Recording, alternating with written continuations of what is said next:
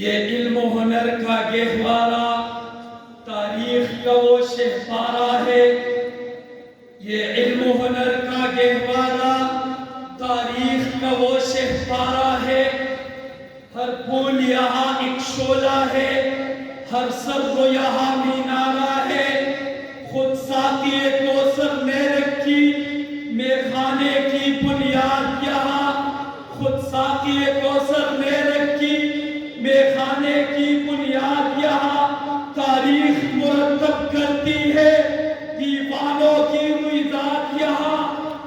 کوہسار یہاں دب جاتے ہیں، کوہسار یہاں دب جاتے ہیں، طوفان یہاں رک جاتے ہیں۔ کوہسار یہاں دب جاتے ہیں، طوفان یہاں رک جاتے ہیں۔ اس کاخ فقیری کے آگے شاہوں کے محل جھک جاتے ہیں۔ سامعین ذی وقار، دارالعلوم دیوبند صرف ایک نام نہیں بلکہ ایک عظیم تحریک کا عنوان ہے۔ یہ وہ درسگاہ ہے جس نے غلامی کے اندھیروں میں چراغ جلائے، جس نے ہندوستان کی سرزمین پر علم و عمل کا ایسا قلعہ تعمیر کیا کہ آج بھی اس کی روشنی دنیا بھر میں پھیل رہی ہے۔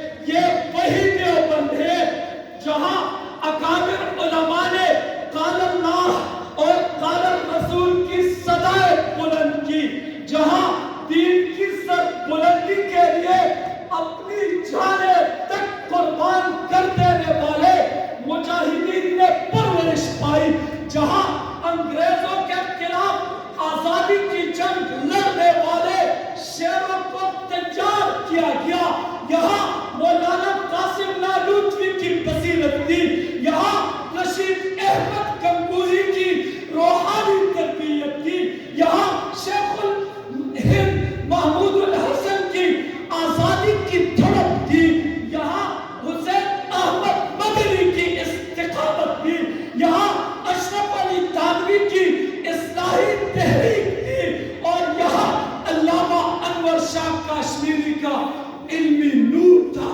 سامعین محترم، دیوبند ایک مکتب فکر ہی نہیں بلکہ ایک روحانی اور فکری انقلاب ہے۔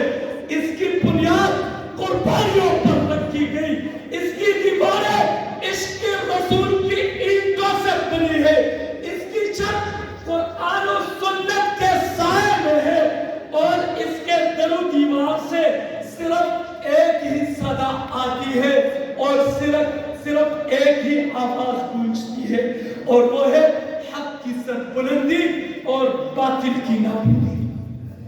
سامعین محترم، یہاں کوئی فرقہ پرستی نہیں، یہاں صرف اور صرف اسلام کی خدمت ہے، یہاں قوم و ملت کے درد کو محسوس کرنے والے دل ہیں، یہاں امت کے اتحاد اور ان کی فکر رکھنے والے دماغ ہیں، یہاں جذبہ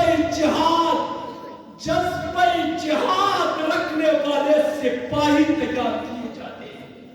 اے اہل اسلام، دیوبند کو پہچانو، اس کی خدمات کو سمجھو، اس کی چراغ کو بجھنے نہ دو، اور یہ وہی دیوبند ہے جس نے بر صغیر میں دین کی بقا کی جنگ لڑی، جس نے مدارس کا ایسا جال بچھایا کہ آج بھی دین کا تحفظ اسی کی دم سے ہو رہا ہے۔ بلکہ مجھے کہنے دیجئے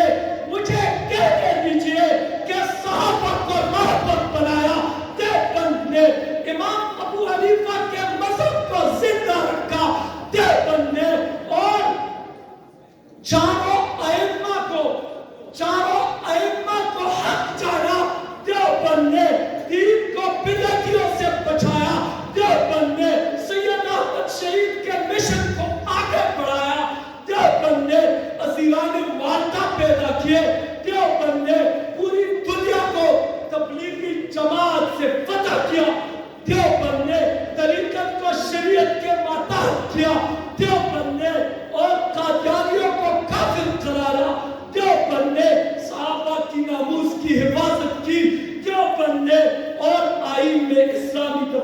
شامل کی. دیوبند نے یہاں تک کہ عقیدے ختم نبوت کے لیے حفاظت اور جانوں کا نذرانہ پیش کیا. تو صرف اور صرف دیوبند نے. اسی لیے آپ کی نعرے کا جواب سننا چاہتا ہوں. سر بکف سر بلند